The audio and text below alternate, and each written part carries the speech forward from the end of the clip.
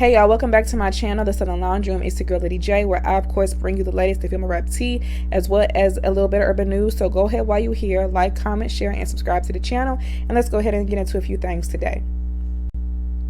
So first off, I want to start off with Coi Leray. So she just announced yesterday that she finished her album finally.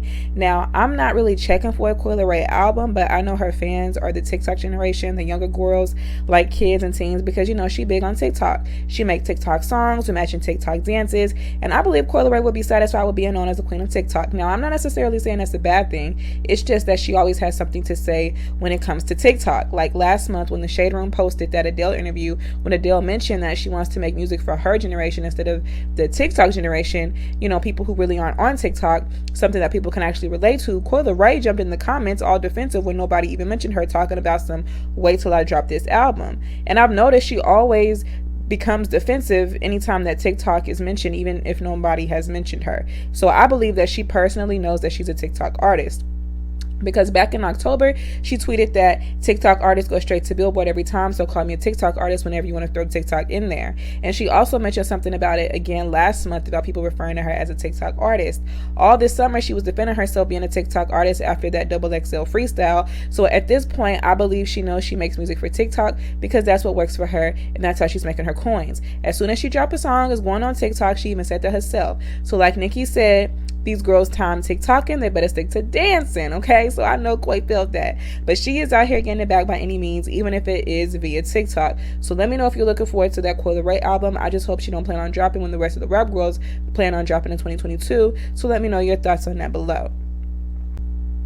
Now moving on to the next topic, it's been declared and announced that Doja Cat's album Planet Her has surpassed Cardi B's album, her 2018 album, Invasion of Privacy, as being the longest charting female rap album in the Billboard Top 200 and the Top 10. Now I believe Planet Her was a nice album. It wasn't my favorite Doja Cat album, but it was definitely a good album, and obviously so. It did extremely well, and on top of that, it's well deserved because Doja Cat is talented. She's a stellar performer, and she pushes her pen. She put in the work. Now I don't feel like she is on Beyonce's level or anything like that when people try to compare her to Beyonce like they did the other day, but I definitely feel like she is on her way to being an icon in her own right. So I feel like this is well deserved for Planet Her because it definitely gave me nostalgic type vibes, especially when I hear songs like, you know, Been Like This and Dream. It almost reminds me of 2012 Nicki Minaj. So Invasion of Privacy, on the other hand, I felt like it was good, but it wasn't great.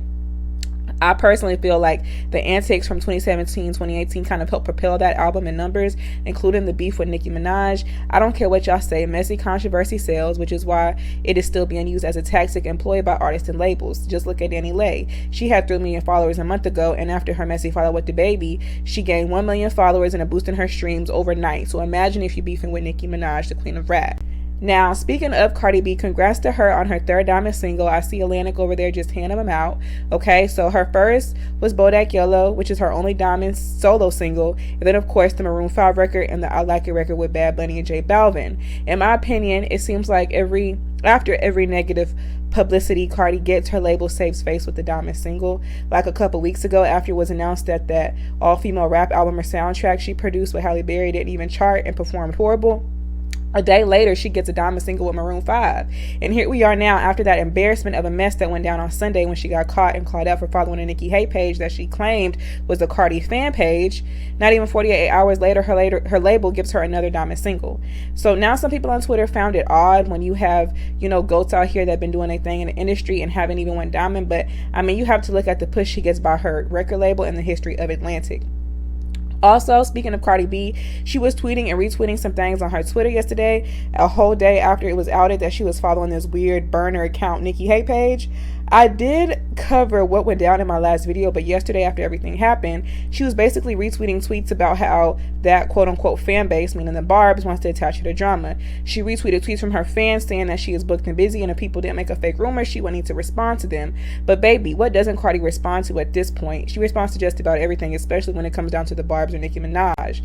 Now, Cardi also retweeted a tweet that said, Cardi is the only celeb who gets lives thrown on her and is expected to expected to chill and take in the disrespect. Like, that's a lie. Does your fan base not disrespect Nicki Minaj every chance they get? And does Nicki Minaj ever say anything or allude to you or your fan base in any way? How many times does Beyonce disrespect her or Lil Kim or any other artist? And do they really ever say anything? They don't, because they know not everything warrants a response. A hit dog gon' holler though. Now, Cardi tweeted that she said her piece and to stay tuned in because she has exciting things coming, of course.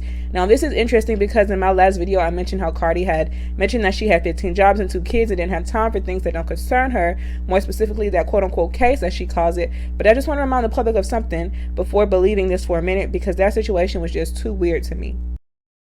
As long as my phone is on, I watch everything. I'm stalking, I'm lurking, I'm watching, I'm egoing. I'm like a fucking forking. Like, I'm watching everything. I'm watching, I lurk. As soon as I wake up in the morning, while I'm in the car, in my free time, I'm watching everything.